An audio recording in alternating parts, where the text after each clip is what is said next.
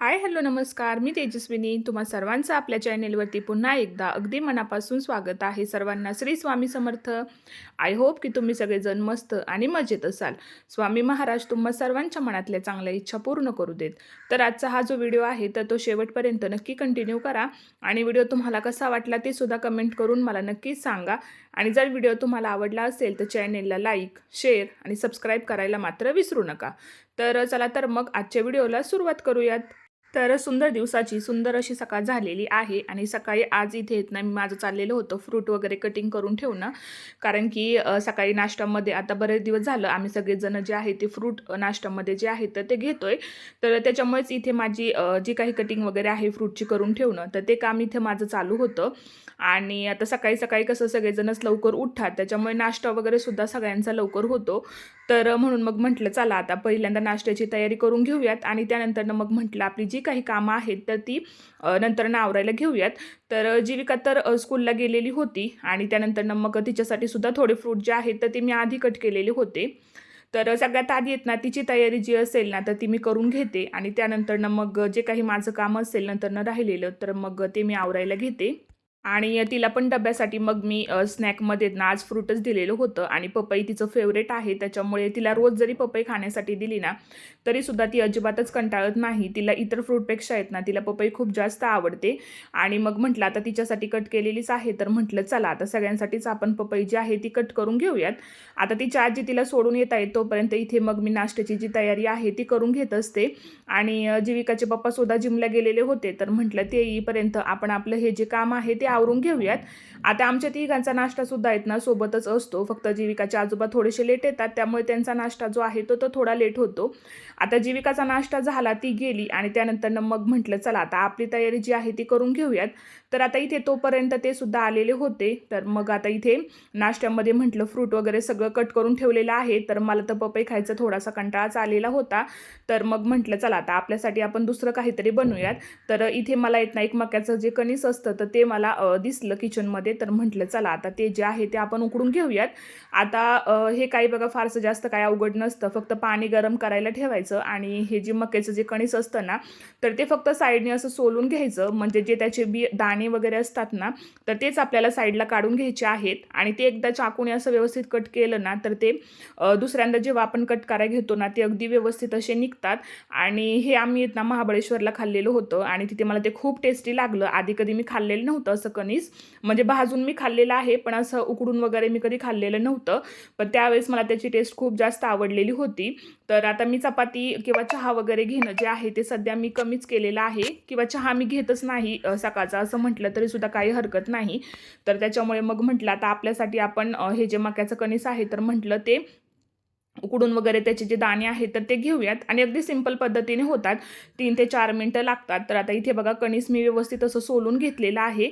आणि आता इथे जे पाणी मी गरम करायला ठेवलंय ना तर फक्त या पाण्यामध्ये आता मी हे टाकणार आहे. आणि अगदी 2 ते 3 मिनिटं आपल्याला फक्त याला गरम पाण्यामध्ये ठेवायचं आहे. आणि त्यानंतर मग आपण याला चाळणीमध्ये एखाद्या असं व्यवस्थित पाणी जे आहे ते व्यवस्थित असं नितळून घेतलं ना तर ते खूप छान लागतात आणि अगदी टेस्टी असतात. तर मग म्हटलं आज आपण याचाच नाश्ता करूयात. आणि मग आता बाकीच्यांसाठी तर फ्रूट वगैरे कट केलेले होते तर त्याच्यामुळे त्यांना आधी नाश्त्यामध्ये दिलं आणि त्यानंतर मग इथे माझ्या नाश्त्याची मी तयारी केली. तर आता फ्रूट मला आज काही खायचे नव्हते म्हणून म्हटलं चला आज मक्याचं जे कणीस आहे तेच आपण नाश्त्यामध्ये घेऊयात. आणि याला फक्त वरून थोडंसं मीठ टाकायचं. तुम्हाला हवे असेल तर तुम्ही मिरची पावडरसुद्धा टाकू शकता. आणि हे खूप छान लागतं आणि टेस्टीसुद्धा आहे आणि तितकंच ते हेल्दीसुद्धा आहे.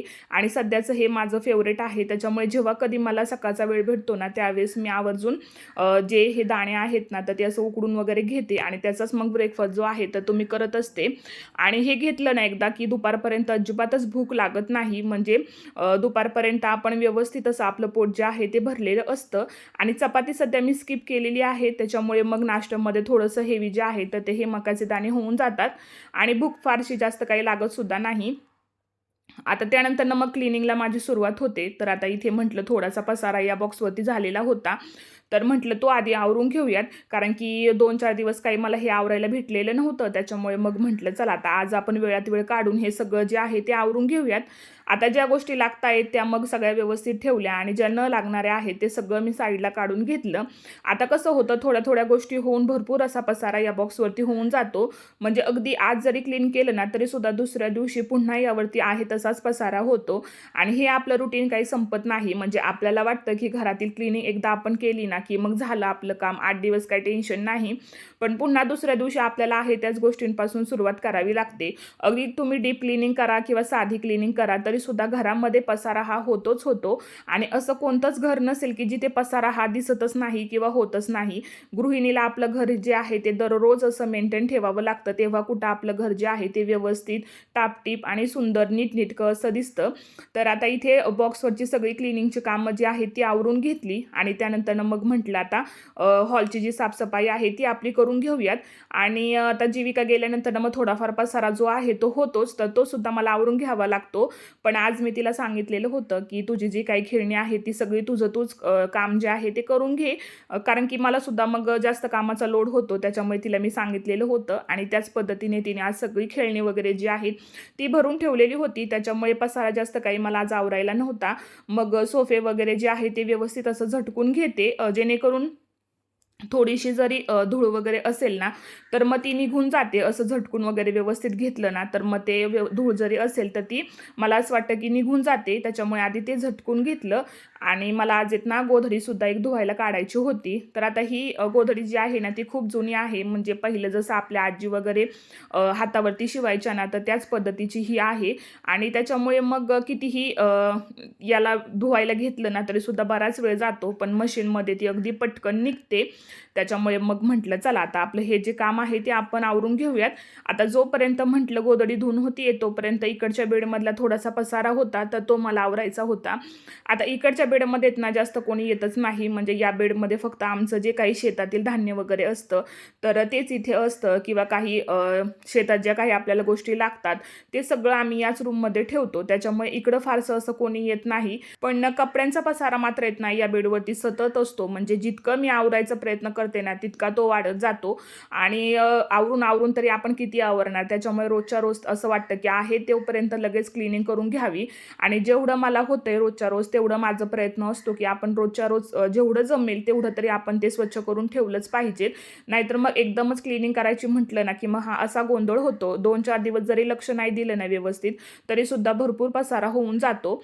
आणि मग आता म्हटलं क्लिनिंग माझी चालूच होती तर तोपर्यंत मग जीविकाचे आजोबासुद्धा आलेले होते दूध घालून. तर मग आता म्हटलं त्यांच्यासाठी इथे भाकरी जी आहे तर ती मी करायला घेते. आता त्यांचा नाश्ता हा काही आपल्यासारखा नसतो. त्यांना जे नाश्त्यामध्ये म्हणजे भाजी भाकरी भात असं सगळं जे आहे ते लागतं. नाश्ता ते शक्यतो करतच नाही. डायरेक्ट दुपारी 11 वाजता एकदा त्यांनी जेवण केलं ना त्याच्यावरती डायरेक्ट मग ते संध्याकाळी जेवण करतात. त्याच्यामुळे मग त्यांचा जो नाश्ता आहे तो पोटभर झाला की मग त्यांना संध्याकाळपर्यंत त्यांचं काहीच टेन्शन नसतं आणि त्यांना पहिल्यापासून अशा जेवणाची सवय आहे. त्याच्यामुळे भाकरी जी आहे ती सकाळी त्यांच्यासाठी आवर्जून आम्ही बनवत असतो. तर किचनमधली सगळी क्लिनिंग जी आहे ती मी आवरून घेतलेली होती आणि त्यानंतर मग आता म्हटलं बेडरूममध्ये थोडीशी साफसफाई मला करायची होती. माझं जे कबड वगैरे आहे तर ते मला थोडंसं नीट करून ठेवायचं होतं. पण त्याआधी मग म्हटलं चला आधी आरसे वगैरे जे आहेत कपाटाचे तर म्हटलं ते क्लीन करून घेऊयात आणि त्यानंतर मग माझं जे कबड आहे तर ते मी आवरायला घेतलं. आता दिवसभरामध्ये बघा इतकी कामं होऊन जातात ना की काही विचारायलाच नको. पण बऱ्याच जणांचं असं म्हणणं असतं की गृहिणी घरी असल्या की त्यांचं काय सकाळचं आवरायचं आणि निवांत दुपारी झोपा काढायच्या, असं बऱ्याच जणांचं म्हणणं असतं. पण जी त्या घरामध्ये काम करते ना स्त्री तर तिलाच माहिती असतं की किती छोट्या-छोट्या गोष्टींपासून आपल्याला साफसफाई जी आहे ती करावी लागते किंवा घर मेंटेन ठेवावं लागतं आणि घर मेंटेन ठेवणं खरंच खूप जास्त अवघड आहे. आता हे बोलणाऱ्याला ते सोपं जातं की हां, हे असं करावं लागतं किंवा दुपारी यांचा आरामच असतो, घरी काय कामं असतात. पण जी त्या घरामध्ये काम करते ना तर तिलाच माहिती असतं की दिवसभरामध्ये आपल्याला किती कामं असतात आणि अगदी छोट्या गोष्टींपासून आपल्याला सुरुवात करावी लागते आणि इतकी कामं घरामध्ये निघतात ना की अगदी तुम्ही दिवस जरी दिला ना काम करायला तरीसुद्धा तो कमी पडेल. तर आता इथेच ना माझे ब्लाऊज जे आहेत ना तर ते स्टिच करून आलेले होते. ॲक्च्युली मी साड्या वगैरे ज्या आहेत तर त्या फॉल पिकोला दिल्या होत्या आणि त्या बऱ्याच दिवसांपासून तिथेच होत्या, कारण की मी काही ब्लाऊजची डिझाईन वगैरे त्यांना सांगितलेलीच नव्हती. त्याच्यामुळे त्यांनीसुद्धा काही स्टिच वगैरे केलेला नव्हता. आणि मग फायनली मग मला थोडासा वेळ होता, तर मग मी त्यांना डिझाईन वगैरे पाठवलेल्या होत्या. तर त्यांनी खूप छान आणि अगदी सुंदर असे ब्लाऊज जे आहेत ना, तर ते शिवलेले होते आणि आमच्या इथेच राहतात त्या. पण त्या खूप छान ब्लाऊज जे आहेत ना, तर ते स्टिच करतात आणि मला खूप जास्त त्यांचे ज्या डिझाईन आहेत ना, तर त्या आवडतात. आणि इथे बघा तुम्ही त्यांनी ना जी ब्लाऊजची बाही असते ना, तर त्यालासुद्धा खूप छान असं डिझाईन जे आहे ते केलेलं होतं. अगदी सिंपल होतं, पण ते वेअर केल्यानंतर ते खूपच छान दिसणारं होतं. आणि मी ऑनलाईनच ही डिझाईन जी आहे ती पाहिलेली होती आणि तशीच त्यांना मोबाईलवरती जी आहे तर ती सेंड केलेली होती. आणि ही साडी जी आहे ना, तर ती मला वाटतं 1-2 महिन्यापूर्वी खूपच जास्त ट्रेंडिंगला होती. बहुतेक नारायणपेठ म्हणून असं काहीतरी या साडीचं नाव होतं. आणि काठपदरमध्येच ही साडी होती, पण खूप छान होती. सध्या तिचा खूपच ट्रेंड होता महिन्याभरापूर्वी आणि त्यावेळेसच ही मी घेतलेली होती. पण त्यावेळेस काही मला ती साडीचं ब्लाऊज वगैरे स्टिच करणं काही झालेलं नव्हतं आणि फंक्शन वगैरे सुद्धा काहीच नव्हतं. त्याच्यामुळे मग ते वेअर करणं सुद्धा नाही झालं. तर आता ती आलेली आहे, तर म्हटलं चला आता कपाटात ठेवून देऊयात. आता जेव्हा कधी टाईम भेटेल किंवा फंक्शन वगैरे असेल त्यावेळेस मग म्हटलं ती वेअर करता येईल. आणि ही जी दुसरी पिंक कलरची साडी आहे, तर ही मला मम्मीने घेतलेली होती बर्थडेला. तर मला वाटते जुलै महिन्यामध्ये ही मला घेतलेली होती आणि आत्ता तिचा ब्लाऊज स्टिच करून मी आणलेला आहे. म्हणजे साड्या माझ्या अजिबातच वेअर करून होत नाहीत. पण आपल्याला हौस असते की साड्याच घ्यायच्या म्हणून. आणि माझ्या मम्मीचं तर असं असतं की नाही, ड्रेस नाही घ्यायचा अजिबात, तू साडी जी आहे ती घेत जा, म्हणजे साड्या वगैरे तुझ्या घालून होतील. पण माझ्या साड्या अजिबातच वेअर करून जास्त होत नाही, त्या तशाच कपाटामध्ये राहतात.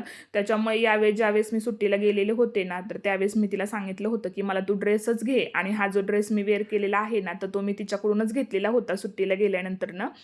कारण की साडी वेअरच करून होत नाही, तर मग त्याचं घेऊन तरी काय करायचं.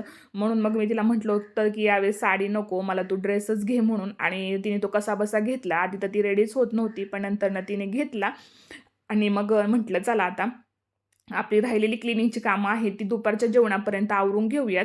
तर हे सगळं आवरता मग 1-2 सहज होऊन जातात. पण कपाटामध्ये कसं झालं होतं ना, थोडेसे कपडे वर खाली झालेले होते, तर म्हटलं लगेच ते आता आहे तर नीट करून घेऊयात. नाहीतर मग एकदा कपड्यांचा पसारा राहिला ना, की मग तो राहून जातो आणि पूर्ण कबड जे आहे ते माझं पूर्ण अस्ताव्यस्त होऊन जातं. आणि काय माहिती, मी 10-12 दिवस जरी त्याला व्यवस्थित असं नीट केलं ना, तरी पुन्हा 10-12 दिवसांनी ते आहे तसंच होतं. म्हणजे सतत नीट करावं लागतं, कपडे वगैरे व्यवस्थित ठेवावे लागतात.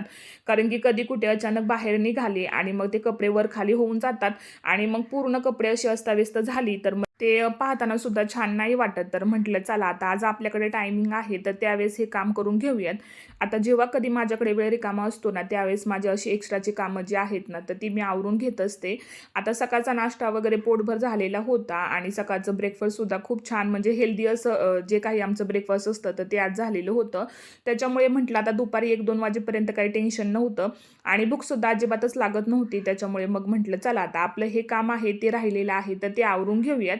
आणि मग आता कबर्डमध्ये सगळं जे काही अस्ताव्यस्त झालेलं होतं ते सगळं आवरून आवरून घेतलं आणि त्यानंतर मग म्हटलं सगळं जिथले तिथे ठेवून देऊयात. म्हणजे कधी कुठे बाहेर जायचं म्हटलं तरी आपल्याला पटकन सगळ्या गोष्टी जागच्या जागेवरती सापडतात. नाहीतर मग कुठे बाहेर निघालं आणि माझं हे कुठं आहे, माझं ते कुठे आहे असं आपलं होऊन जातं. त्याच्यामुळे मग जेव्हा कधी रिकामा वेळ असेल त्यावेळेस मग अशी कामं करून घेतली ना, तर मग आपली जास्त गडबड वगैरे होत नाही आणि कपडेसुद्धा आपल्याला जिथल्या तिथे आहे तिथे सापडतात. नाहीतर मग एक इकडे ड्रेस असतो, दुसरा तिकडे असतो, असं होऊन जातं आणि खूपच जास्त गोंधळल्यागत होतं. त्यामुळे मग म्हटलं चला आता हे सगळं आवरून घेऊयात. आधी पूर्ण पसारा जो आहे तो आवरून घेतला आणि त्यानंतर मग ज्या काही साड्या होत्या फॉल पिकोच्या आलेल्या त्या सुद्धा कबर्डमध्ये ठेवून दिल्या. आणि आता ही साडी जी आहे ना, तर ती काठपदरची आहे आणि माझ्याकडे असे पाऊच होते. तर एका पाऊचमध्ये मी 2 साड्या व्यवस्थित ठेवते आणि या पाऊचमध्ये एकच साडी होती. तर मग म्हटलं चला आता याच पाऊचमध्ये जे आहे ते आपण ती व्यवस्थित अशी ठेवूयात. आणि मग असं करता करता माझं सगळं काम जे आहे तर ते 2 वाजेपर्यंत सगळं असं आवरून झालं. आणि आय होप की आजचा हा जो व्हिडिओ आहे तो तुम्हाला आवडला असेल. व्हिडिओ आवडला असेल तर चॅनेलला लाईक, शेअर आणि सबस्क्राईब मात्र नक्की करा. उद्या पुन्हा भेटूयात अशाच एका नवीन व्हिडिओसोबत. आणि आजचा हा जो व्हिडिओ आहे तो तुम्हाला कसा वाटला ते सुद्धा तुम्ही मला कमेंट करून नक्कीच सांगा. चला भेटूयात उद्याच्या व्लॉगमध्ये. तोपर्यंत सर्वांना श्री स्वामी समर्थ.